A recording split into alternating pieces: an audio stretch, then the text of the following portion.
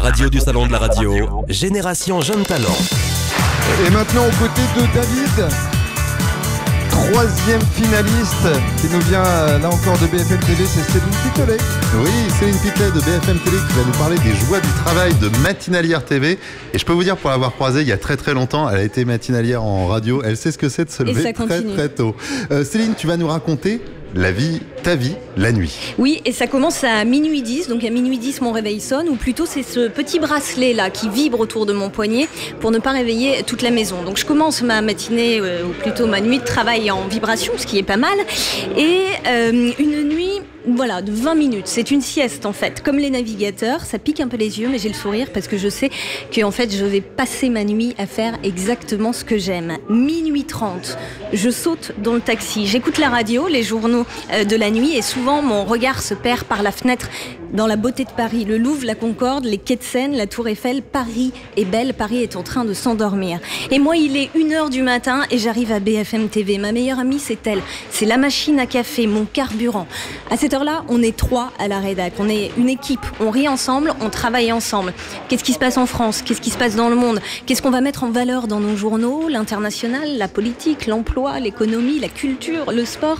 1h20, c'est le visionnage des reportages. J'écris mes lancements. Des phrases courtes, des mots simples, des métaphores parfois pour aider à comprendre, et puis de la pédagogie. En fait, ce que je veux, c'est que chaque personne qui regarde notre émission comprenne ce dont on parle. À 4h, c'est passage à la loge maquillage. C'est ma deuxième meilleure amie, celle qui arrive à me faire croire que malgré le manque de sommeil, eh bien, j'ai la pêche. Non, je n'ai aucune cerne. Et c'est ça la magie de la télé.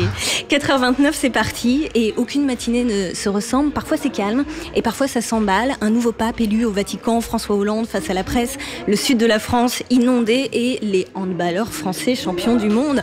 Quand l'actu est joyeuse, ce qui est magique en matinale, c'est que on a une liberté de ton exceptionnelle. On peut s'amuser, on peut rire, on peut ne pas utiliser le prompteur, sortir de tout ça, c'est porte ouverte à la bonne humeur pour donner du sourire à tous les gens qui petits déjeunent avec nous, aux mamans qui donnent le biberon à 5h du matin à leur nouveau-né, aux ouvriers qui font les 3-8, qui nous regardent juste avant d'aller à l'usine, à tous les insomniaques, les lève-tôt.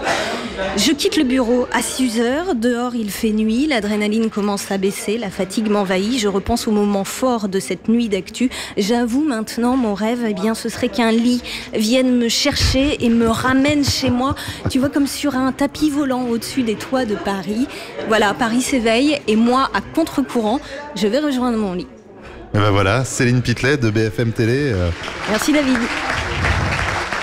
Il y a de l'émotion ce soir et c'est vrai, c'est bien de rappeler quand même qu'on fait avant tout ce métier, c'est bien d'en parler pour les gens qui travaillent, les gens qui nous écoutent la nuit, le matin, à toute heure. Rémi, Céline vous rejoint tout de suite. Oui, c'était donc la troisième finaliste qui elle aussi a bien travaillé son sujet. C'est aussi l'envers du décor d'une autre façon. Céline Pitelet que vous retrouvez donc sur BFM TV qui nous rejoint et qu'on peut applaudir évidemment.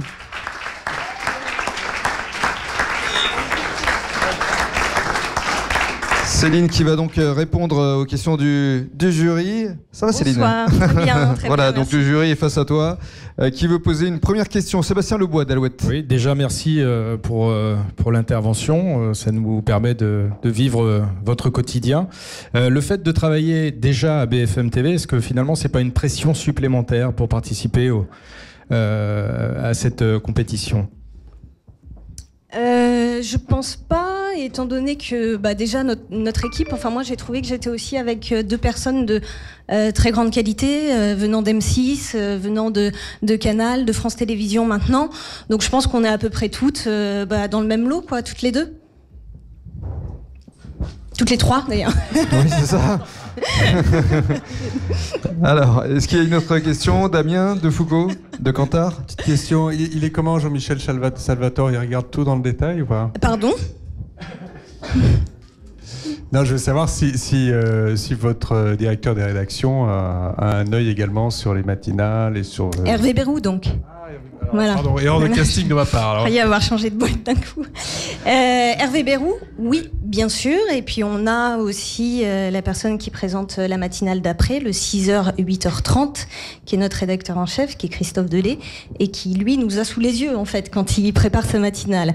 Donc, effectivement, on est sous les yeux de la direction et de nos chefs. Ouais. Parce que la question sous-jacente, on se dit, c'est les petits jeunes, il est 4h du matin, ils ont les clés de la boîte, et en fait... Est-ce qu'on a le droit de tout faire ? Bah non, ça marche pas comme ça. Une dernière question, qui veut la poser ? Alors, Lisa, Jean-Luc ? Est-ce que vous travaillez demain matin ? Alors, je travaille demain matin, mais mon réveil va sonner à 4h30 parce que je présente de 9h à midi. Remplacement congé mater. Qui me permet de faire la grasse mat, en fait. D'accord, voilà, 5h30, c'est la grasse mat pour moi.